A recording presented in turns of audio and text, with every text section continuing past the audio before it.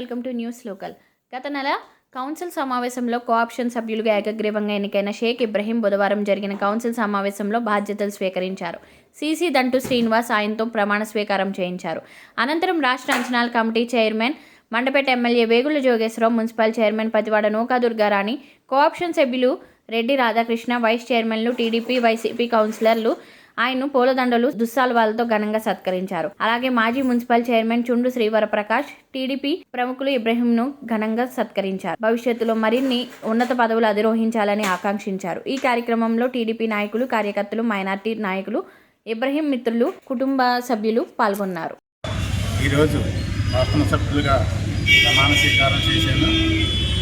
మరి ఈ వాస్తవ సభ్యులుగా ఎన్నిక చేసినందుకు మన శాసనసభ్యులు ఎమ్మెల్యే వేగుల జోగేశ్వరరావు గారికి, మాజీ చైర్పర్సన్ చంద్ర ప్రకాష్ గారికి, అలాగే ఏకగ్రీవంగా ఎన్నుకున్న 30 వార్డుల కౌన్సిలర్లందరికీ, చైర్మన్ గారికి, పతివాడ నూకా దుర్గారాణి గారికి, అలాగే కమిషనర్ గారికి, పురపాలక సంఘం ప్రజానికాలందరికీ కూడా నా హృదయపూర్వక నమస్కారాలు తెలియజేసుకుంటున్నాను.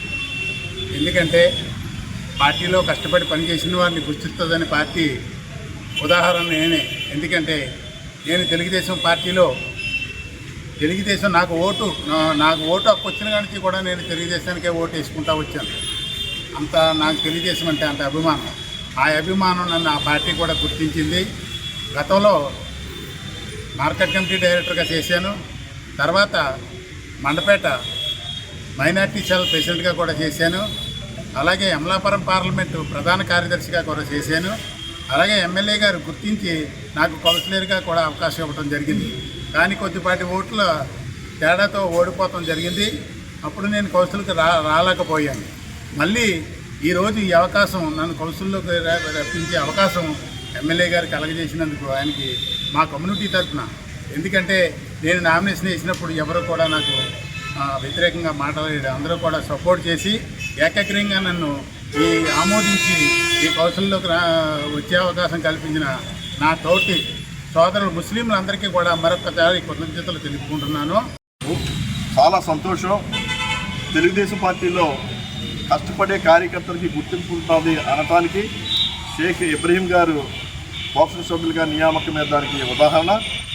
ఈ సందర్భంగా ఆయన కోఆప్షన్ సభ్యులుగా ఎన్నిక కావడానికి సహకరించినటువంటి సపోర్ట్ చేసిన ఎమ్మెల్యే జోగేశ్వరరావు గారికి, అలాగే మాజీ చైర్పర్సన్ చుండ్రు ప్రకాష్ గారికి, అలాగే ప్రస్తుత ఉన్న చైర్పర్సన్ నాగకుమారి గారు, అలాగే మున్సిపల్ కౌన్సిలర్స్కి, అలాగే ఇక్కడ స్థానికంగా ఉండే ముస్లిం సోదరులకి, అలాగే అందరికీ కూడా మా తరపున ధన్యవాదాలు తెలియజేసుకుంటూ, ఈయన ఇబ్రహీం గారు మరి గతంలో తెలుగుదేశం పార్టీకి చాలా ఎనలేని కృషి చేశారు.